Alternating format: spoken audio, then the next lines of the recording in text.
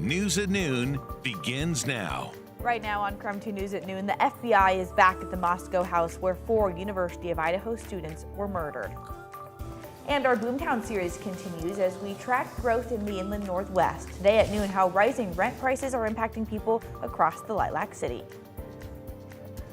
And the sunshine is back out for this Halloween, and we're tracking your trick-or-treat forecast and when our next chances for rain and snow will be ahead this week. Good afternoon, everyone. Welcome to KREM 2 News at Noon. I'm Nicole Hernandez, in for Laura Papetti today. Well, new at noon, we are getting our first look at the work the FBI is doing at the King Road house in Moscow, where 4 University of Idaho students were murdered almost 1 year ago. Agents returned to the scene to fully document the house. They're building visual and audio exhibits and a model of the house for the trial. The FBI says these exhibits and models take months to build, so they would not have been ready for the trial if it had started this month like it was supposed to. The university, who now owns the house, originally had planned to demolish the house this semester, but they're holding off for that for now. As for the trial, the judge delayed it indefinitely. Today, we are just 1 week away from the November 7th election in Washington and Idaho. So here's some quick things you should know before Election Day.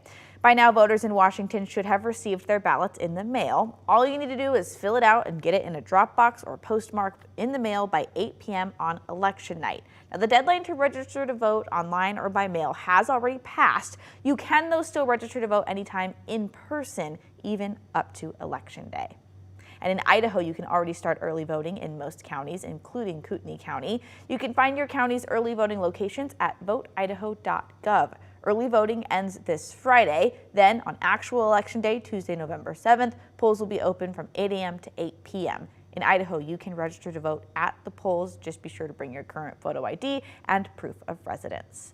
Now, if you want more information about the races, the candidates, and propositions on the ballot in Spokane County, KREM 2 has you covered. You can just text the word VOTE to 509-448-2000. We'll send you a link to our comprehensive voter's guide. There you'll find everything you need to know before filling out your ballot.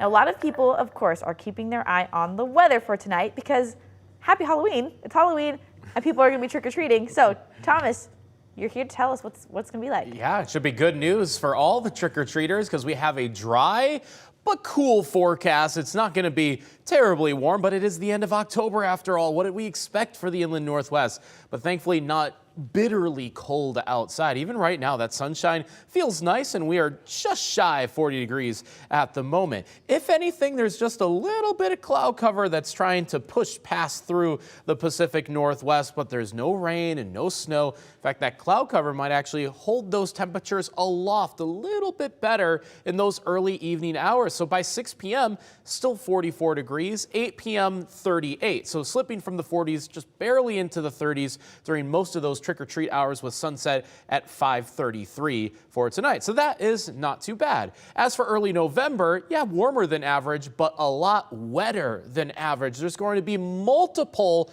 storm systems that's going to give us several days of rainfall for the inland Northwest. And we're going to be tracking how many storms we'll see, how much rain is in the works, and of course, when it all is going to arrive. So look for those details in your full forecast.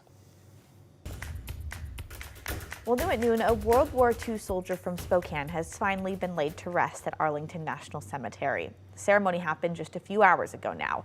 The group POW MIA recently identified the remains of 36-year-old Sergeant James M. Triplett of Spokane. He was a radio operator serving in the Army Air Forces on a bomber when his plane was shot down over Germany. He was officially declared dead in 1945. Then almost a decade ago, his remains were recovered from the crash, but they didn't know until last year who he was. The Spokane Regional Health District opened a new location for its opioid treatment program. The program will bring in more treatment to the area as more Spokane County residents deal with addiction to opioids like heroin, fentanyl, and prescription drugs. It will give people personalized treatment with a combination of medication and therapy. Well, this is exciting. Tom's Turkey Drive starts tomorrow. We do want to be transparent. This year, things will be a little bit different. So here are some of the things that will be different. First, there is not going to be a mass distribution at the fairgrounds this year. Instead, our partners at Second Harvest will distribute food through their local food pantries. They'll help serve those that are struggling the most with food insecurity. To help our local food banks not be overwhelmed, we are asking that people sign up this year to receive a meal on KREM.com. You will not give a meal without signing up, so make sure you do that. And that sign up will be posted this Wednesday starting at 4 p.m. If you need more information about Tom's Turkey Drive this year, you can text the word turkey to 509-448-2000. We'll send you the information all right to your phone.